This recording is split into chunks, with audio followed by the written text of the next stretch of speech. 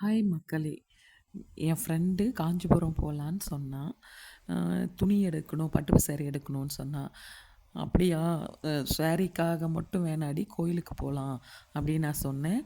"காஞ்சிபுரம் காமாட்சி அம்மன போய் பார்த்துட்டு வரலாம்." அப்படின்னு சொன்னேன். "சரி, ஓகே. நல்லா இருக்கு ஐடியா. நம்மளும் அப்படியே கோயிலுக்கு போயிட்டு அப்படியே துணி எடுத்துட்டு வரலாம்." அப்படின்னா. சரின்னுட்டு காலையில 5:30 மணிக்கு கிளம்புனோம்.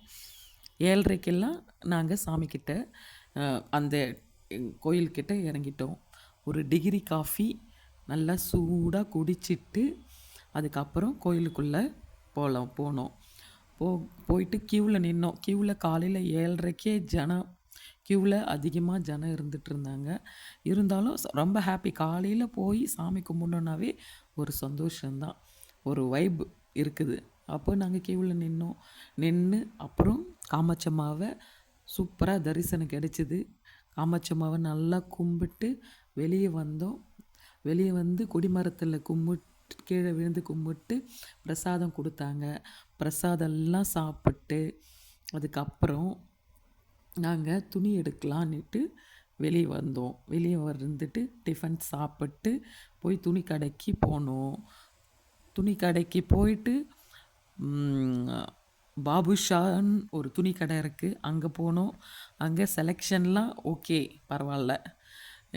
அன்றைக்கி கலெக்ஷனுக்கு ஓகேவாக தான் இருந்தது. ரொம்ப நிறைய புது விதமாக இருந்ததான்னு கேட்டால் கொஞ்சம் கம்மி தான். அதுக்கப்புறம் பிரகாஷுக்கு போனோம். பிரகாஷ்லேயும் ஜனம், ஏகப்பட்ட ஜனம். முன்னாடியெல்லாம் போனால் டோக்கன்லாம் கிடையாது. இப்போல்லாம் நின்று டோக்கன் வாங்கி உள்ளே போகிறதுக்கே டோக்கன் வாங்கணுமா. உள்ளே போகும்போது டோக்கன் வாங்கிட்டு அப்புறம் தான் நாங்கள் போய் பார்த்தோம் சாரி. கலெக்ஷன்லாம் முன்னாடிலாம் பார்த்தா அவ்வளோ அழகாக இருக்கும். பட்டு சாரீங்கெல்லாம் பார்க்குறதுக்கு அவ்வளோ தெரியும். இப்போல்லாம் எந்த பட்டுமே பட்டா அப்படின்ற மாதிரியே இருக்குது. எல்லாம் ஒரு மாதிரி வந்து ஸ்டோன் வச்சு ஒவ்வொன்றும் ஒவ்வொரு மாதிரி இருக்குது. இப்போ இருக்கிற பட்டு புடவைங்கள்லாம் பார்த்தா 80ஸ்ல இருக்கிற எடுத்த பட்டு புடவைங்களே அவ்வளோ அழகாக இருக்குது. அந்த பட்டு புடவையும் இதுவும் பக்கத்தில் வச்சா 80ஸ்ல இருக்கிற புடவை தான் சூப்பராக இருக்கும். அந்த அளவுக்கு இப்போ இருக்குது. எது பட்டு புடவை, எது ஒரிஜினலு, எதுவுமே இப்போ கண்டுபிடிக்க முடியறதில்ல. அந்த அளவுக்கு தான் இப்போ இருக்கிற பட்டு சேரீ இருக்குது.